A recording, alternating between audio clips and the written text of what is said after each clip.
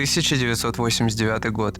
После десятилетней войны СССР выводит свои войска из Афганистана. Маджахеды, которых годами активно финансировал Пакистан и США, разделяются и начинают борьбу за власть между собой. Период постоянного соперничества среди маджахедов привел к жестокому вооруженному конфликту, в результате которого сильно пострадал Кабул. Именно в таких обстоятельствах в 1994 году на политическую арену выходит движение «Талибан». Сначала талибы захватили Кандагар, а затем и Кабул. Талибы свергли режим и пришли к власти. Правление талибов строилось по закону шариата и охарактеризовалось жестокостью к национальным меньшинствам и женщинам, а также строгой жизнью в соответствии с средневековыми нормами. Публичные казни преступников, запретные доисламские традиции, музыку, игры, телевизор стали нормами в жизни в Афганистане. Экономическая ситуация и уровень жизни за время правления талибов не улучшились. Вывод вооруженных сил США из Афганистана в 2021 году, после более чем 2 десятилетий присутствия, оставил значительный вакуум в стране. Отсутствие стабильной и эффективной правительственной структуры после ухода американских войск создало условия для того, чтобы Талибан смог быстро завоевать значительные территории. 15 августа 2021 года талибы вернулись к власти в стране, захватив Кабул.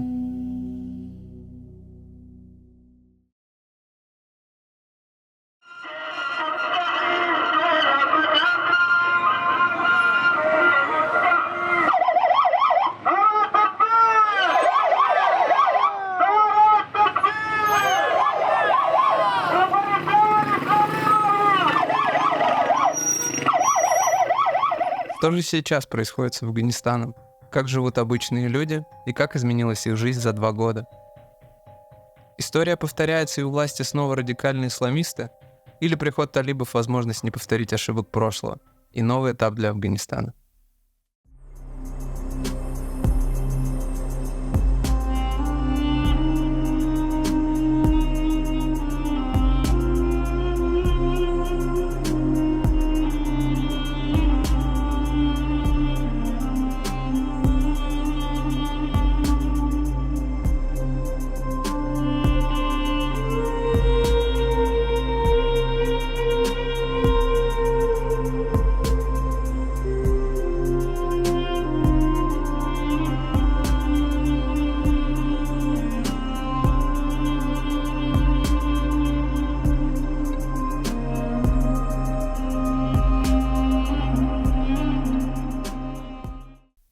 Афганистан — мифическая страна во всех смыслах слова. И один миф родился на наших глазах. Вопреки нему, талибы не победили американцев. Те просто ушли. Как до них Советы, а еще раньше британцы.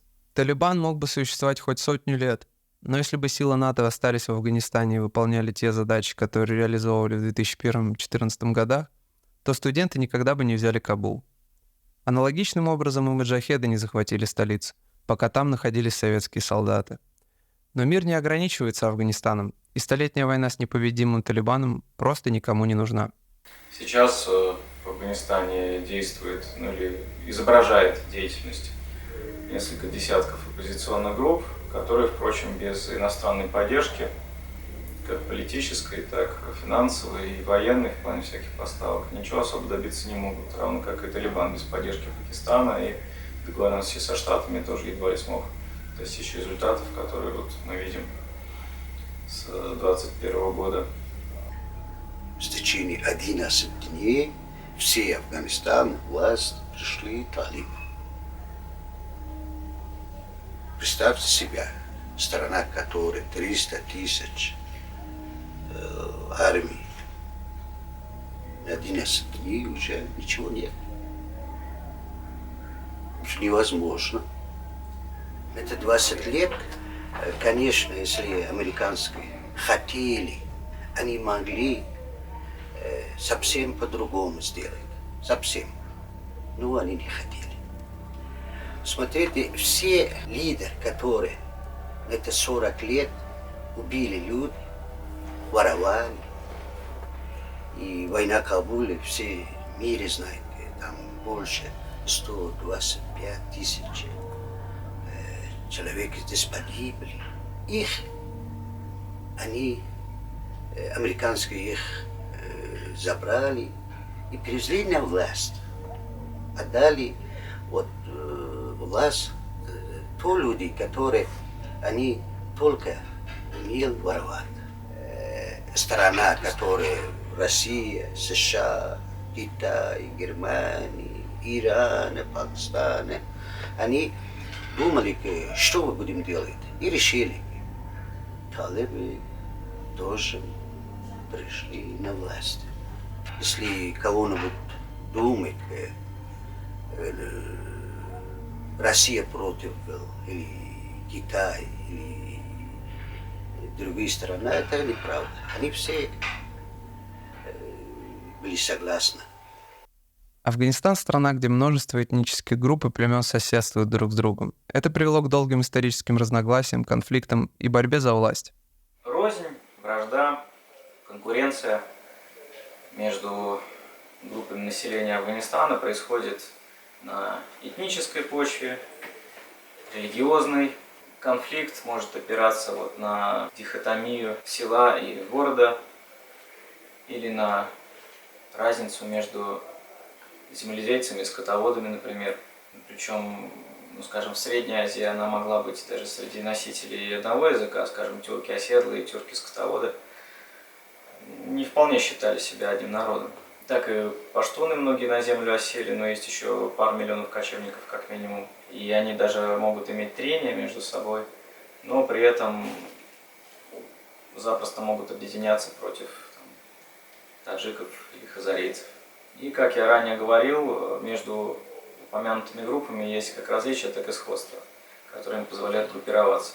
Политические различия также играют роль, кто к какой партии принадлежит, симпатизирует. Но стоит учитывать, что в целом в Афганистане партии – это фан-база такого-то человека. Ислам оказался ключевым, если не единственным фактором, который связал все афганские народы. Но даже тут есть место для религиозных разногласий. О численности населения Афганистана трудно говорить, поскольку в стране никогда не проводилась нормальная перепись. Самая успешная попытка состоялась в 1979 году при новых властях Демократической Республики. Они смогли провести достаточно неплохую перепись, но не претендующую на полноту. Все прочие цифры являются оценками. Сейчас в стране проживает порядка 40 миллионов человек, но и это примерно. Считается, что большую часть населения составляют пуштуны, менее 50%, но что-то больше 40%. Но и об этом говорить трудно на самом деле. Таджиков и пуштунов объединяет то, что они мусульмане-сунниты, они принадлежат к одному течению ислама, такому мейнстримному и более жесткому. Хазарейцев с таджиками объединяет то, что эти и другие разговаривают на персидском языке. На своих диалектах, но в целом взаимопонятных. Различием является то, что хазарейцы шииты. Их версия ислама соответствует то, что в Иране. Также в стране проживают тюрки на севере, узбеки, туркмены. Ислам в Афганистане укоренился веку к X, к XI на основной части территории. А на востоке, в горах, исламизация продолжалась до конца XIX века. В мире, где города становятся центрами технологического развития, многие афганцы продолжают жить в деревнях и поселках, где обычаи и племенные порядки все еще играют ключевую роль. По сведениям Центральной статистической организации Афганистана, численность сельского населения составляет более 70%. Больше половины городского населения сконцентрировано в Кабуле.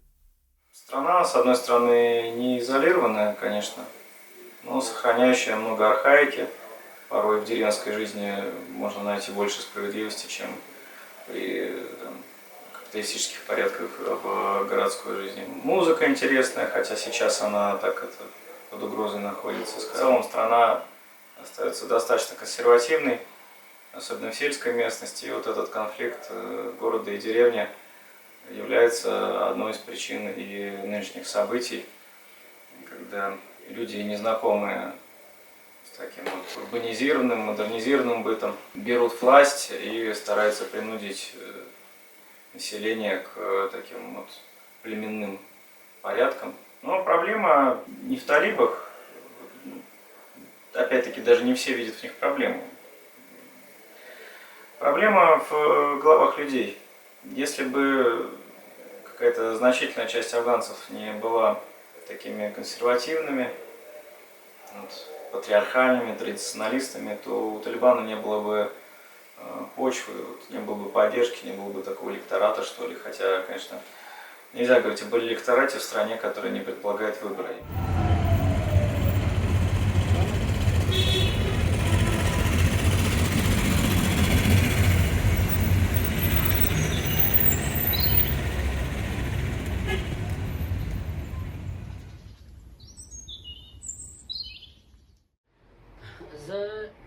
Мне было около 16 лет, когда я вступил в Талибан. В то время у меня были усы и совсем небольшая борода. Когда американцы пришли и напали на нашу страну, это было очень жестоко. Они обстреляли медресе с детьми. За одну ночь они убили почти 300 человек, в том числе подростков и их учителей, которым было от 8 до 15 лет. Американцы проявили жестокость, обстреливая автомобили в брачную ночь.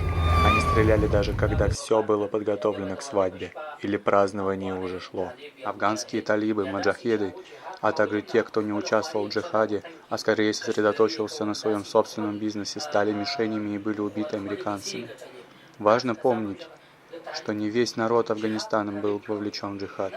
В то время как некоторые люди поддерживали джихад талибов и активно участвовали в нем, другие только молились за их успех.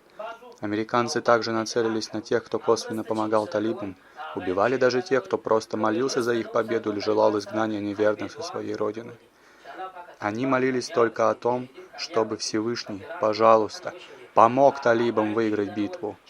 Кроме того, были убиты и те, кто участвовал в вооруженном джихаде против американцев. В такой ситуации я лично поверил, что американцы вторглись на нашу родину, что побудило меня следовать предписанию священного Корана, предписывающему джихад в таких ситуациях. Да, это на 100% обязательно в этой ситуации. Американцы бомбили наших детей, религиозные школы, мечети, минареты и убивали религиозных лидеров. Они бомбили все. В этих обстоятельствах мои религиозные убеждения не могли позволить мне просто оставаться расслабленным и наслаждаться жизнью со своей женой или оставаться рядом с родителями, в то время как убивали других. Ислам подчеркивает единство всех мусульман, и в исламе недопустимо быть безразличным к страданиям других. Поэтому я принял решение присоединиться к джихаду против Америки в 2010 году. Мой отец также поддержал мое решение. Джихад был желанием всех мусульман, и каждый был готов пожертвовать своими сыновьями ради исламских целей.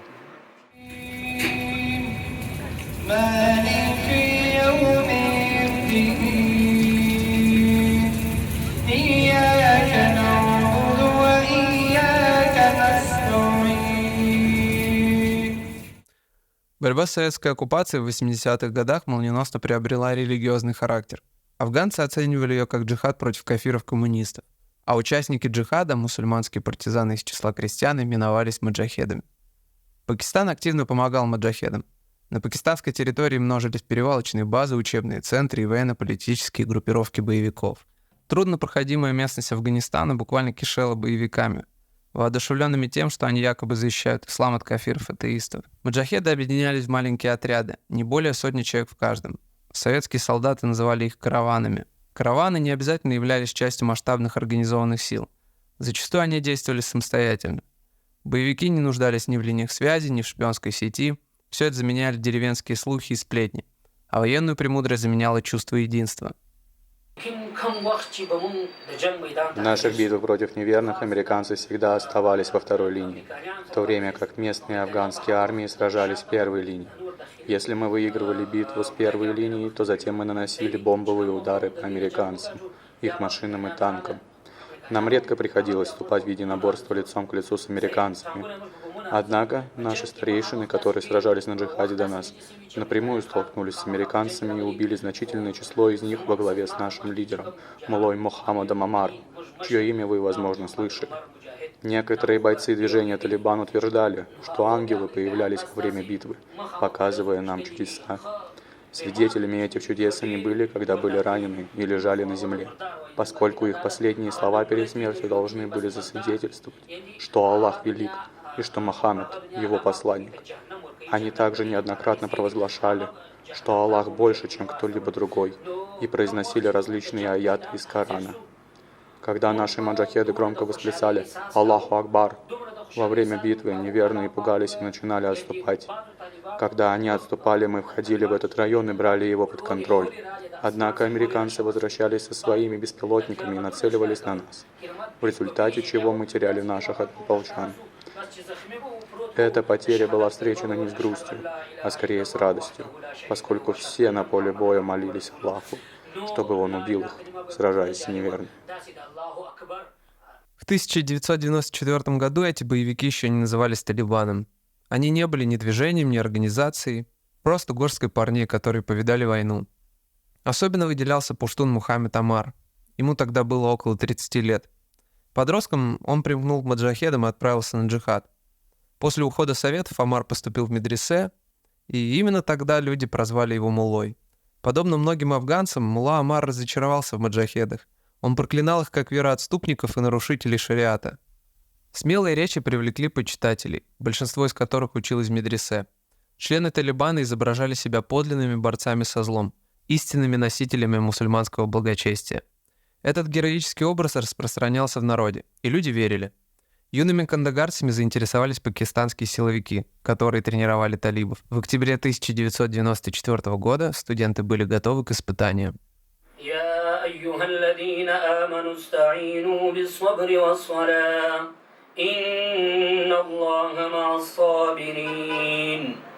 ولا تقولوا لمن يقتل في سبيل الله أموات بل سبقان بني قرآن أولي. Те, кто сжигают священный Коран, будь то в Москве, в России, или в Америке, или в Китае, или где бы то ни было на земле, народу Афганистана это никогда не понравится. Если есть афганец и там не уважают Коран, афганцы идут на самопожертвование, чтобы избежать неуважения к Корану. Изначально талибами являлись беженцы из Афганистана в Пакистане, поэтому этнически Талибан в основном состоит из пуштунов. Талибские лидеры подчеркивали, что их движение не чисто пуштунское, а исламское, и они рады видеть у себя настоящих мусульман любой национальности, языка и цвета кожи. Но на практике к таджикам, хазарейцам и другим этническим меньшинствам новые хозяева страны относились как к людям второго сорта.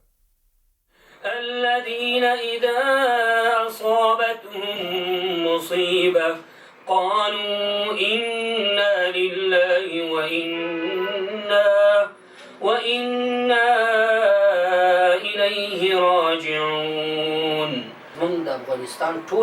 Если кому-то приходит смерть, Аллах Всемогущий говорит ему быть терпеливым. Он становится мучеником на пути Аллаха, не называйте его мертвым.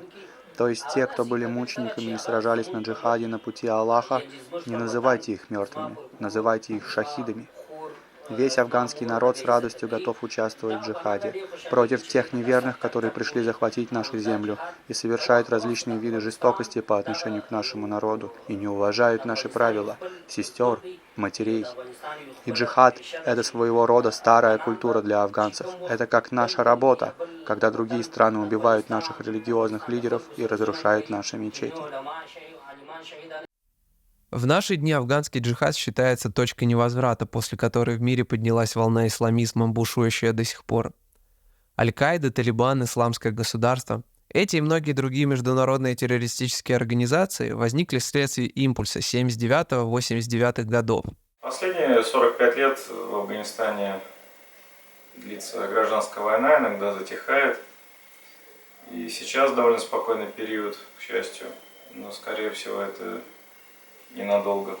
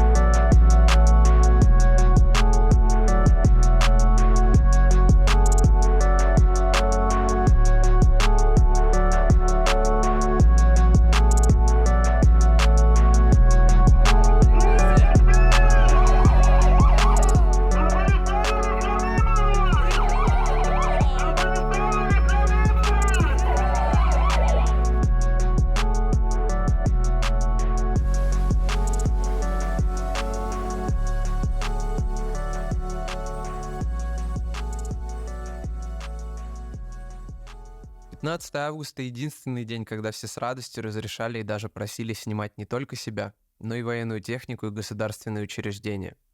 В другие дни за это могли допросить и задержать, или даже посадить.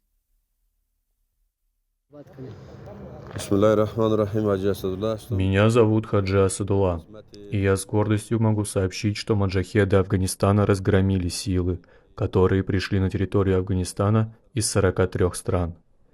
Конечно, эта победа не только честь маджахедов, но и честь всего афганского народа и всей мусульманской уммы, ведь большинство людей мечтало об исламском строе. Люди ожидают от Исламского Эмирата безопасность, работу и образование.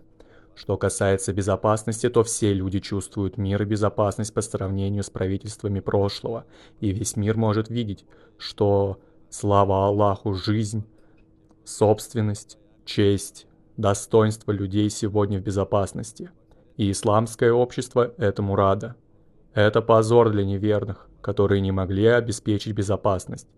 В сфере школьного образования сегодня все видят, что некоторые протесты есть только в сфере женского образования.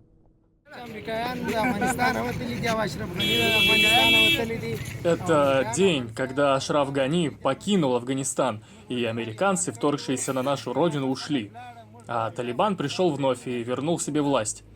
Мы очень рады, что прошло 2 года с тех пор, как Эмират пришел в Афганистан.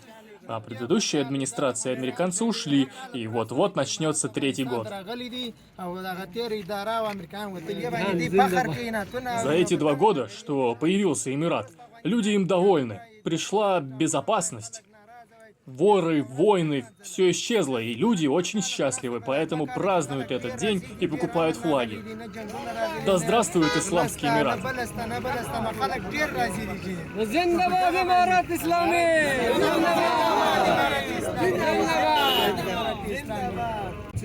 В этот день мы потеряли множество шахидов и ученых. Наша обязанность лишь проповедовать ислам. Хвала Всевышнему, мы все рады наступлению этого дня, и нам также следует выразить благодарность за празднование. Исламский Эмират за 2,5 года добился прогресса, которого он не мог добиться за 20 лет предыдущего правительства. И их работа находится не только перед экраном, но и перед глазами всех людей. Примерами их прогресса являются очищение улиц от наркоманов на дорогах и в парках по всему городу. Исламский Эмират объявил всеобщую амнистию, и каждый, кто хочет, может приехать сюда жить, служить стране, стать учителем вместе со всем Исламским Эмиратом. Теперь, слава Аллаху, наступил день свободы. Наш народ снова объединился. Те афганцы, которые долго скрывались, теперь с нами. Теперь, когда Афганистан стал Исламским Эмиратом, благодарим Аллаха, что мы стали едины на одной земле.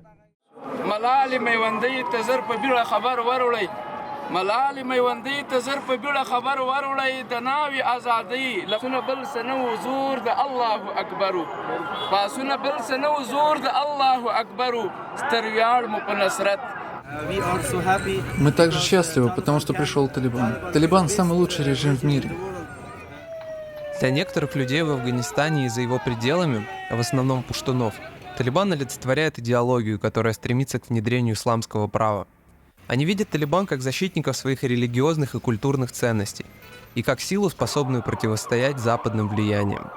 Для этой группы людей Талибан стал надеждой на установление порядка и законности, а также на борьбу с коррупцией и бедностью.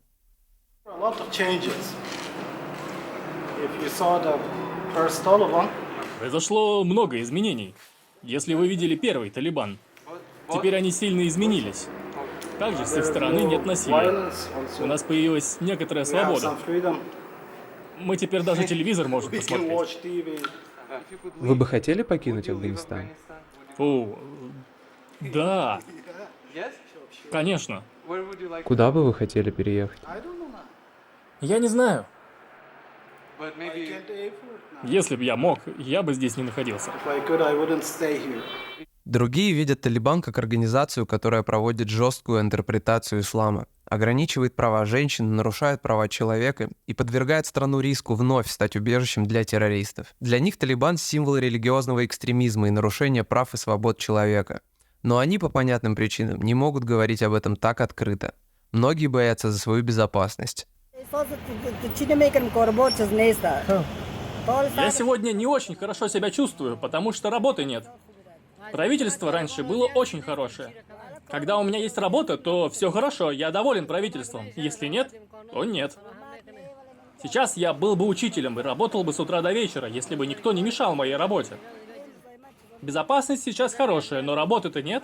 Экономическое положение моей семьи плохое. Нас 6 дома, и я подрабатываю один. Талибан, Даиш, пришли в мечеть и взорвали ее с помощью бомбы. Мой отец тогда находился в мечети. Там он и погиб. На момент его смерти мне было 20 лет. После этого я решил заняться своей работой и создать свой бизнес. Именно после этого события я решил усиленно работать. Потому что это моя ответственность – усердно работать. Потому что в этот момент я столкнулся с большим количеством проблем, и с тех пор, день за днем, я нахожу пути, как я должен работать, как вести бизнес, где и как находить связи с людьми, с правительством. Я решил развивать мое дело и в других местах. Я создал 5, а затем 6, 7 аптек. У меня сейчас порядка 30-40 сотрудников в аптеках, которые работают со мной. Я счастлив заниматься этим и давать рабочие места людям, которые на меня работают. Я даю им деньги, которые они приносят в свои дома, в свои семьи. Раньше мы были демократией. У нас была свобода слова. А сейчас мы не можем говорить. Мы чувствуем, что не можем говорить. Это ощущение близко каждому. Во имя Аллаха, бизнес до прихода Талибана был очень хороший. Все люди, кто работал, находил деньги за свой труд. В то время правительство также помогало найти им работу. Оно поддерживало людей. Талибан берет большое количество налогов с людей, с тех, кто является предпринимателями. У нас возникает большое количество сложностей из-за каждого министерства. Министерство здоровья, Министерство лекарств, Министерство безопасности и прочее. Они приходят, проверяют нас, задают вопросы. И каждый раз, когда они приходят, у них при себе оружие. Они приходят в нашу аптеку или место, где мы работаем, создают нам проблемы для наших сотрудников, для нашего дела. Раньше было очень легко найти деньги и привезти лекарства из других стран. В течение последних 2 лет, как пришел Талибан, это особенно сложно. Приход талибов принес в Афганистан хоть какую-то форму безопасности. Несмотря на бесконечное количество КПП по всей стране, сейчас можно относительно свободно перемещаться по всем провинциям. Несколько лет назад это было невозможно, и выросли поколения, которые никогда не покидали своего города или деревни. Талибы, допустим, хотя действительно осложнили жизнь многих людей, какой-то порядок стараются обеспечивать и определенного прогресса добились. И самый обычный бандитизм, не связанный с политикой, они также сильно придавили. При Талибане нет бизнеса. Бизнес остановился. При Карзае было хорошее время для бизнеса, а при талибах хорошая безопасность. Сейчас есть физическая безопасность, но не моральная. До прихода талибов в Афганистане было опасно, но было больше свободы. Однажды, когда я была в 8 классе, в моей школе произошел взрыв. Я очень испугалась, когда это услышала. Несмотря на улучшение уровня внутренней безопасности и надежду на конец внешнего вмешательства и войн, в Афганистане остается множество внутренних проблем. И страдают в первую очередь самые незащищенные группы. Когда пришел Талибан, ситуация полностью изменилась. До Талибана мы могли ходить в школу, учиться, работать. Мы могли делать все. Но сейчас Талибан запретил все это. Талибы думают, что женщине должно быть стыдно ходить в школу и выходить на улицу. Раньше не было безопасно, поэтому мы переживали за свое будущее. Сейчас все стало еще сложнее. Но мы не должны сдаваться. Мы должны продолжать верить в себя и бороться.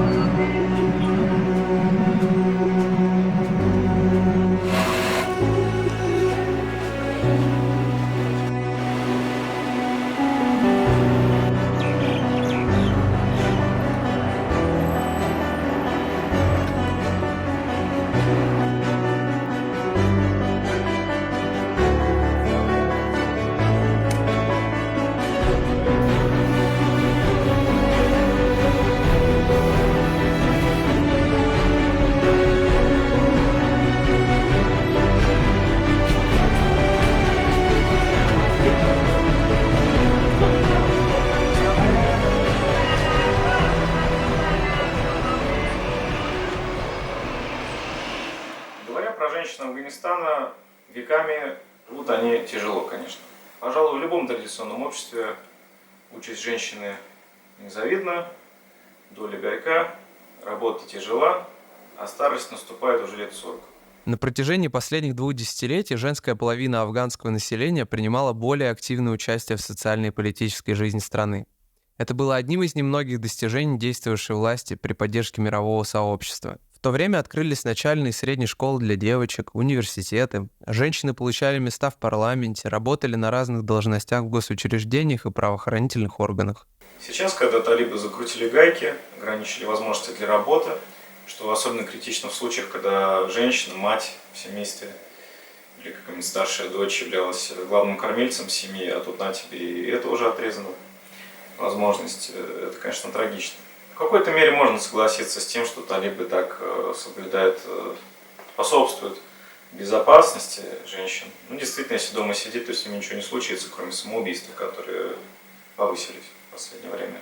И при республике женщины жаловались на свою долю, жаловались на и домашнее насилие, и на вот эту пахоту, и на издевательства со стороны свекровей, например, особенно в пуштунской среде.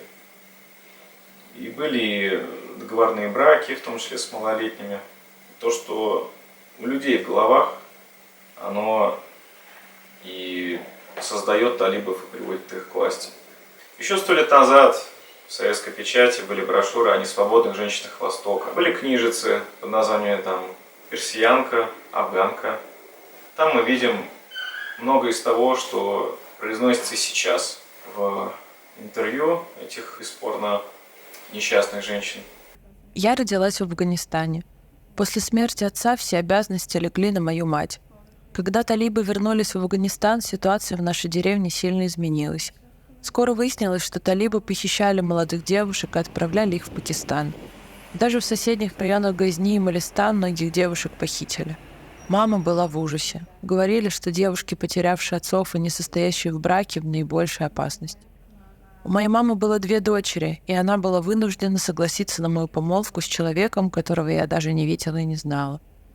Я сопротивлялась этому решению. Мой жених старше меня, мне всего 18 лет, а ему больше 30. Он говорит, что если я оставлю его, он убьет меня и мою семью. Однажды он пытался плеснуть мне в лицо кислоту, но меня спасли. Я не могу выходить на улицу без маски и очков, и он не позволяет мне учиться.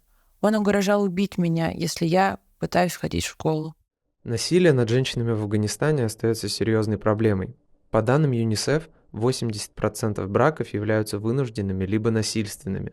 Их устраивают, чтобы ликвидировать долговые обязательства, урегулировать спор или прекратить кровную вражду. Я родом из провинции Газни. Позже мы приехали в Кабул. Когда пришли талибы, меня принудительно выдали замуж.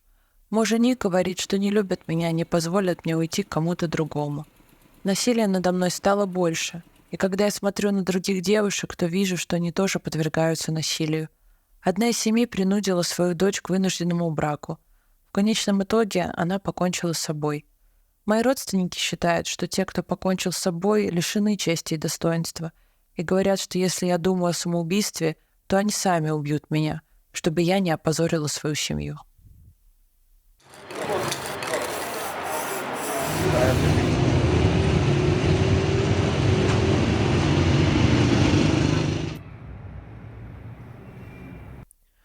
Я участвовала в протестах в Кабуле, после чего нас отвезли в тюрьму.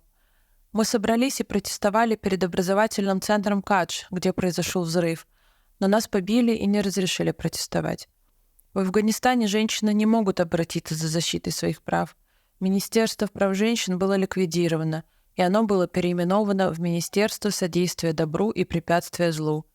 Это означает, что женщины не имеют никаких прав в Афганистане. Никто не слышит голос женщин. Все женщины заключены в своих домах. Афганистан снова столкнулся с ограничениями прав женщин. Вот только краткий список того, что Талибан запретил женщинам. Учеба в школе для девочек старше 12 лет, обучение в университетах, работа в большинстве профессий, покидать свои дома без мужского сопровождения, ограниченный доступ к здравоохранению, посещение парков, спортзалов и в целом занятия спортом. Если 1 день, 1 час наши девочки не учатся, школу закрыл, это не стоит. Вот 2 года наши девочки ни школы, ни университет, они совсем дома сидят, не учатся. Представьте будущее нашей страны. Что это мы будем получать? Безграмотные люди. Самое опасное для страны – это люди, которые не учатся. 2 декабря 2022 года исполняющий обязанности министра образования Афганистана Мухаммед Надим заявил, что образование для женщин – часть иностранной культуры, которая была привнесена в страну в 20 веке. Я училась в 10 классе, когда талибы пришли к власти и закрыли школы. Мы ждем уже 2 года, чтобы девочкам разрешили получать образование, но это кажется невозможным. Я училась до 9 класса, но потом моя семья не позволила мне продолжать обучение, считая, что для девушек учеба бесполезна. Почти все мои родственники против женского образования. Мы не знаем точной причины, почему талибы закрыли все школы и университеты. Некоторые из них просто говорят, что женщины должны сидеть дома. Первое слово в священном Коране – «икра», что означает «читай, познавай, изучай». Это значит, что Аллах сказал всем мусульманам «читайте». Но у талибов ограниченное мышление. Они сами не знают причины, почему не позволяют людям помочь самим себе. Страна занимает 177 место из 184 в рейтинге ЮНЕСКО по уровню грамотности. В 2021 году ЦРУ оценила грамотность афганского населения в 55% для мужчин и 30% для женщин. Другая не менее важная проблема – недоступность медицины, особенно для женщин. 87% родов происходит в домашних условиях. Материнская смертность составляет 1700 женщин на 100 тысяч населения. Сейчас очень сложно найти и получить работу для девушки в министерстве или офисе. Это сейчас невозможно, потому что Талибан не позволяет женщинам работать. Работа для женщин закрыта. Нет достаточного количества женщин-врачей. Люди умирают из-за этой ситуации. У талибов другие идеи и мышления. Если их дочь, их мать, их жена умрет, их это не будет волновать. Они знают лишь то, что мужчина не может прикоснуться к моей матери, сестре или жене. Если они умрут, то в этом нет проблемы. Но мужчина не должен к ним прикасаться. В Афганистане семьи не разрешают девочкам ходить к врачам-мужчинам.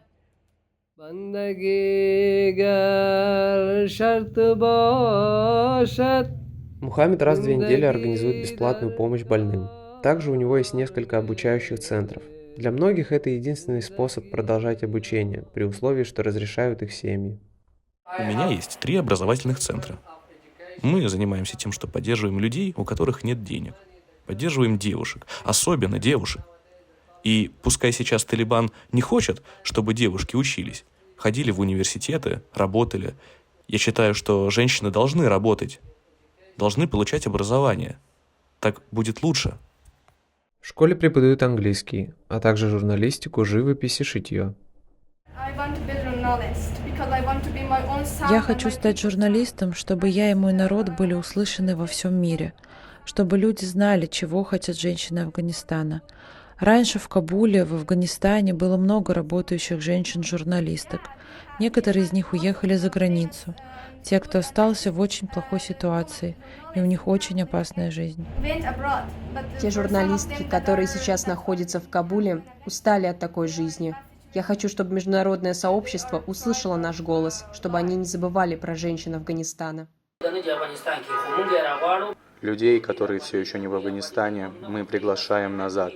Если им не нравится американская культура, и они там, в Америке, работают людьми очень низкого класса, и они покинули свою родину, мы приветствуем их и хотим, чтобы они вернулись в Афганистан. Мы братья, исламские братья. Мы никогда не накажем их, и они нам как дети и братья. Поэтому мы всегда тепло встретим их.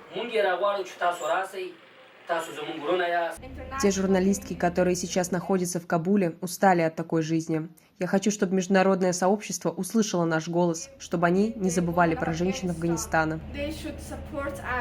Они должны поддержать нас.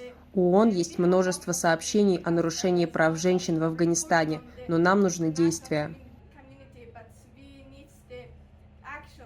Я хочу сказать людям в ООН, тем, кто может помочь, пожалуйста, сделайте хоть что-нибудь для помощи афганским женщинам. Некоторые из талибов не позволяют девушкам учиться и поступать в университеты, потому что последние 30-40 лет они провели в горах. Так или иначе, в современной ситуации положение женщин принципиально не изменится, кроме вопросов образования и трудоустройства. В остальном, что касается домашней пахоты, пока не изменится структура общества, многое останется прежним. Талибы, подобно большинству афганцев, это нищие крестьяне, не умеющие читать и писать. Они никогда не ходили в кино, не носили модную одежду, не водили детей в кружки. Боевики Талибана закрывают театры и запрещают обыденные нам вещи. Ведь очень легко отказаться от того, чем ты и так никогда не пользовался. Есть изречение, дескать, разбудите меня через 100 лет и спросите, что сейчас происходит в России. Я отвечу, пьют и воруют. Вот так в Афганистане бьют и воюют.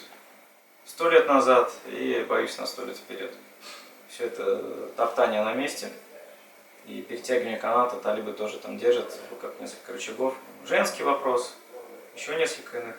И когда надо, там где-то потянут, где-то ослабят, чтобы дополнительную помощь получить и добиться каких-то уступок со стороны Запада. А в целом это все топтание на одном месте.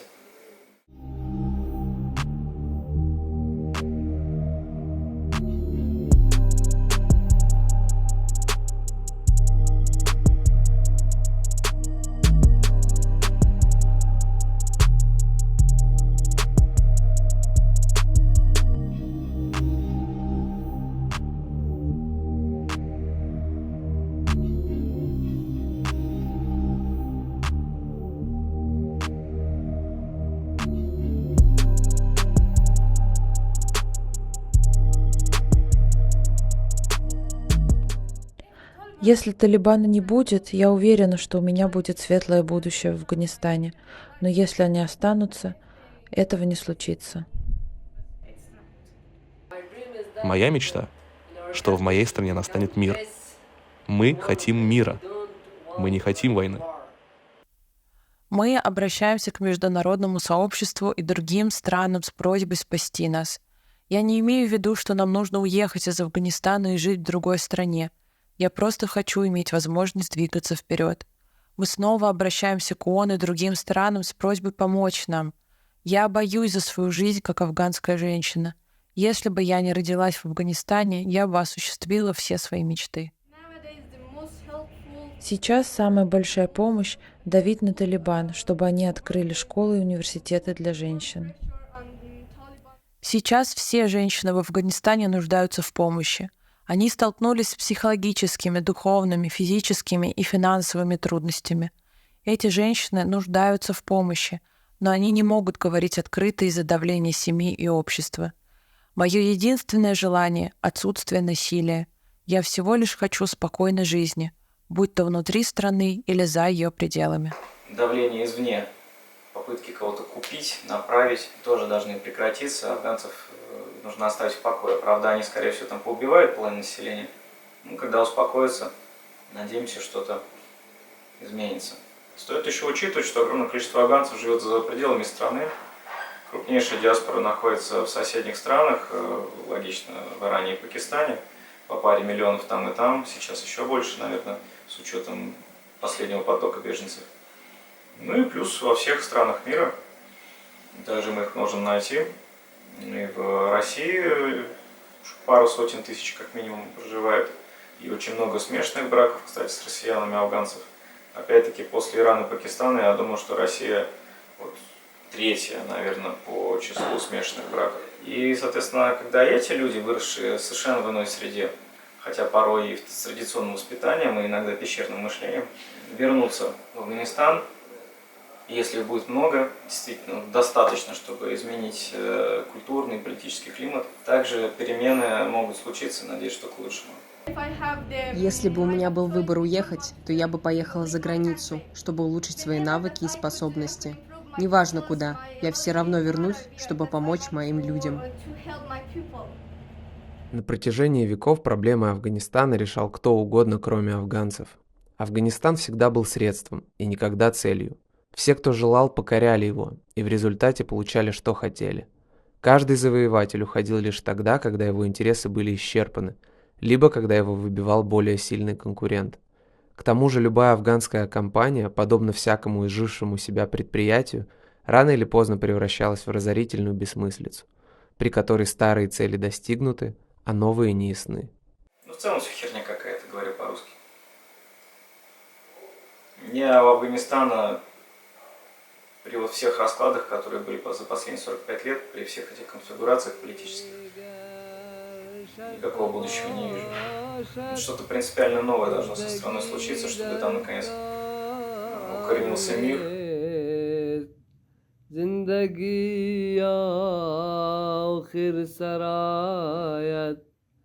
بندگی در کار